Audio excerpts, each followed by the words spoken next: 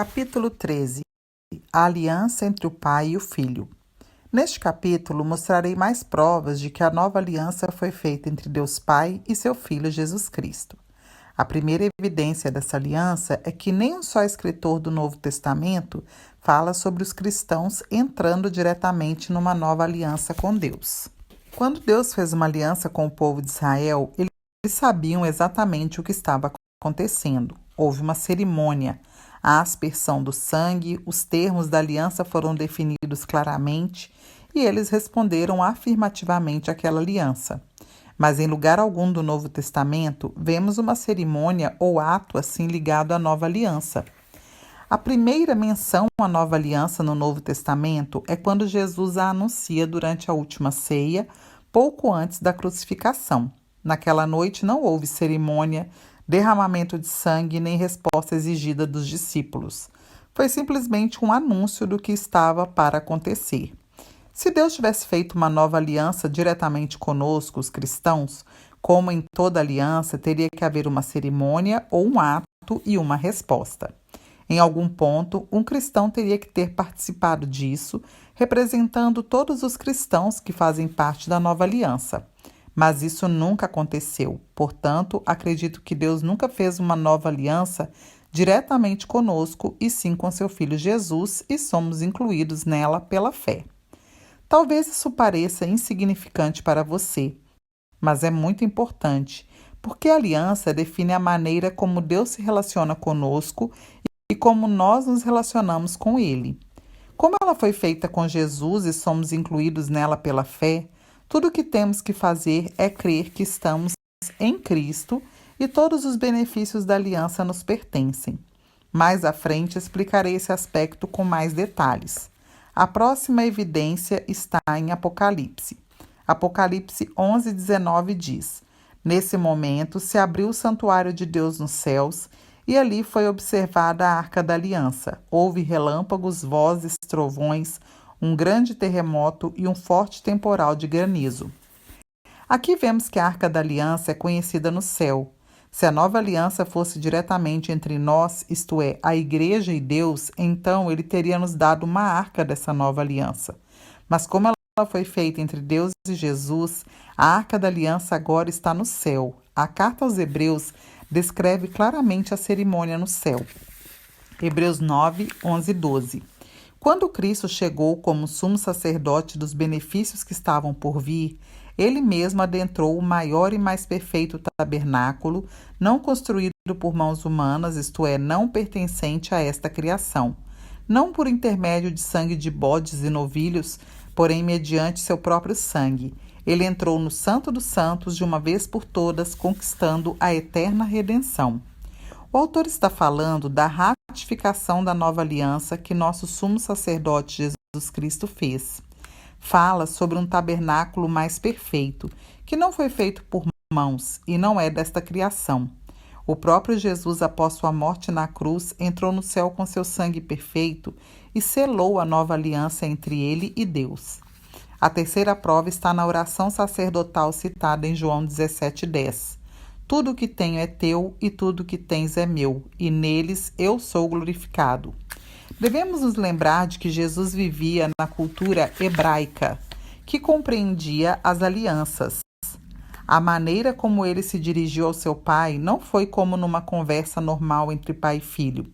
Um filho não tinha tudo o que o pai tinha, ele só poderia requerer aquilo que era legalmente a sua parte da herança. Aqui, Jesus disse que tudo o que pertencia a Deus pertencia a ele também, mostrando claramente uma linguagem de aliança. Quando duas pessoas entravam em aliança, já não havia mais separação entre o que pertencia a uma e a outra. Já que a nova aliança foi firmada antes da fundação do mundo, Cristo podia dizer ao seu Pai que tudo o que era dele era de Deus e tudo o que era de Deus era dele. Talvez você diga: bem, Jesus era Deus, então é claro que tudo o que pertencia ao seu Pai lhe pertencia também.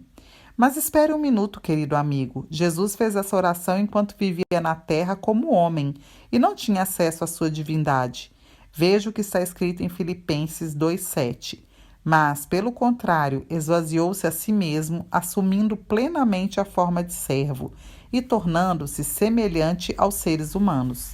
A palavra grega original foi traduzida aqui no seu sentido literal, que é esvaziar-se, e em se tratando de Cristo, significa que ele deixou de lado ser igual a Deus ou a sua forma divina. Como Jesus esvaziou-se de toda a sua divindade, tudo o que pertencia ao Pai não lhe pertencia simplesmente porque ele era Deus, mas porque eles fizeram uma aliança desde a fundação do mundo, apenas por amor a mim e a você. O profeta Isaías. Os vários profetas do Antigo Testamento vislumbraram a nova aliança.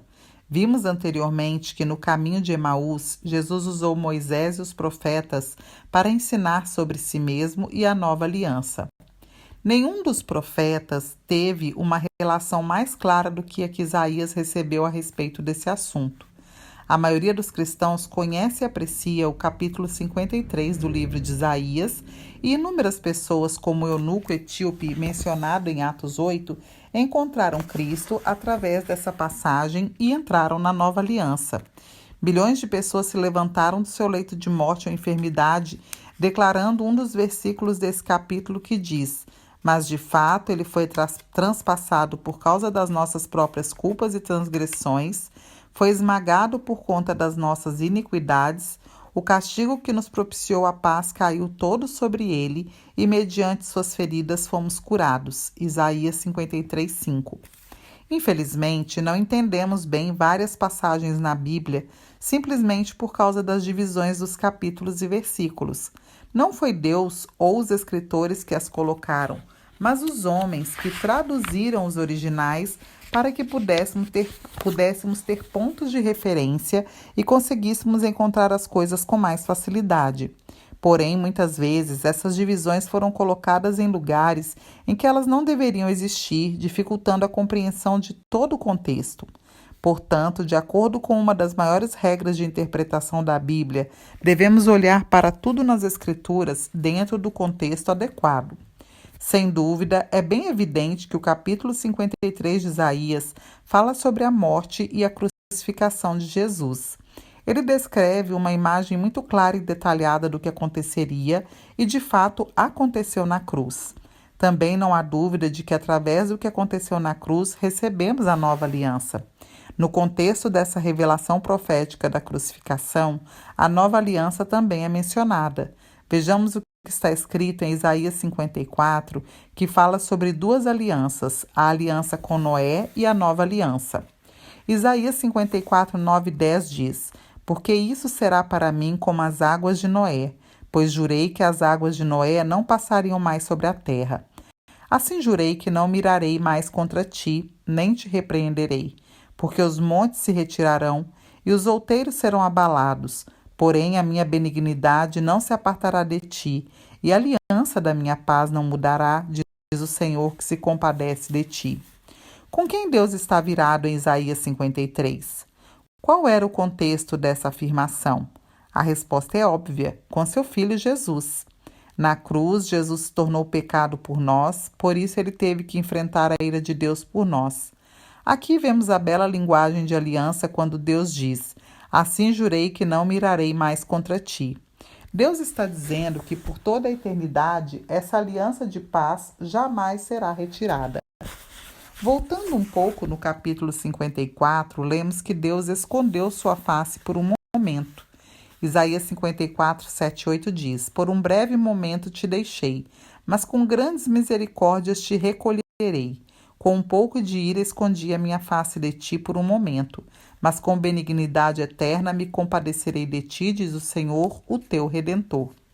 No contexto desse versículo, de quem Deus escondeu sua face? Como ele falava da crucificação no capítulo anterior, fica claro que Deus escondeu sua face de Jesus.